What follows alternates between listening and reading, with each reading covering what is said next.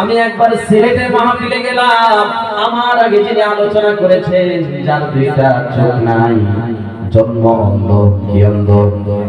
জন্ম অন্ধ। দুইজন একসাথে খাইতে বসলাম, দুইজন একসাথে খাইতে বসলাম, হঠাৎ করে বিদ্যুৎ চলে গেছে।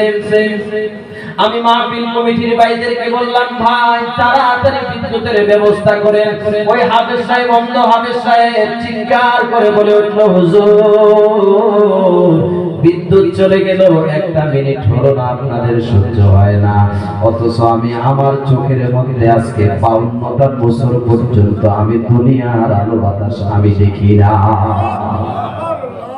হুজুর শুধু তাই নয়, যে মা আমাকে জন্ম দিয়েছে সেই মায়ের চেহারাটা পর্যন্ত হুজুর আমি দেখি নাই। আমার বাবা মাথার কাম পায়ে ফেলে আমাকে মানুষ করেছে, সেই বাবার চেহারাটা আমি আজ পর্যন্ত দেখি নাই।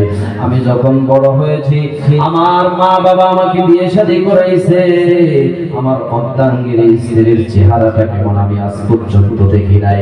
আমার ঘরের মধ্যে ছেলে সন্তান হয়েছে, আমার কলিজার টুকরা সন্তানদের চেহারা আজ পর্যন্ত আমি দেখি নাই।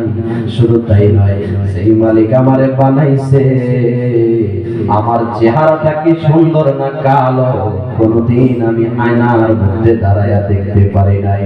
ও হুজুর, আমি মালিকের প্রতি কোনো বেজার না, আমি মালিকের প্রতি 16 আনায় খুশি আছি। জোরে কোন আল্লাহু আকবার।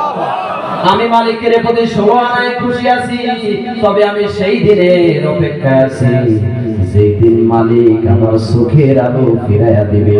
ওই দিন সর্বপ্রথম সেই আলো দিয়ে আমি আমার মালিক আল্লাহকে দেখব। আরো জোরে বলে সুবহানাল্লাহ।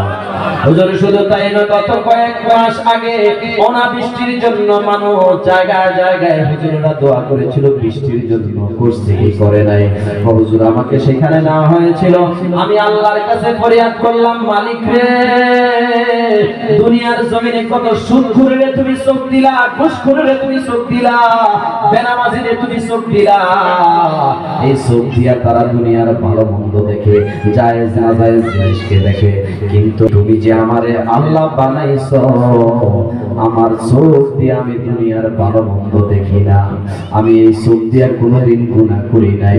ও আল্লাহ, তুমি যদি আমার এই আমলটুকু তোমার দরবারে কবুল হয়, আজকের দিনে তুমি বৃষ্টি দান করো। ওই অন্ধ হাফেজ সাহেব বলে, হুজুর কিছুক্ষণ পরে ঘুরি ঘুরি ফোটায় ফোটায় বৃষ্টি আরম্ভ হয়ে গেল। আরো জোরে বলে সুবহানাল্লাহ। এজন্য বাজার সব সময় মালিকের শুকরিয়া আদায় করবেন। আপনার দেহের মধ্যে, এই হিউম্যান বডির মধ্যে যে আমার আল্লাহ কোটি কোটি টাকার নিয়ামত দান করছে, এই নিয়ামতের শুকরিয়া কোনদিন বান্দা কিন্তু আদায় করে শেষ করতে পারবে? কি বলেন, পারবে?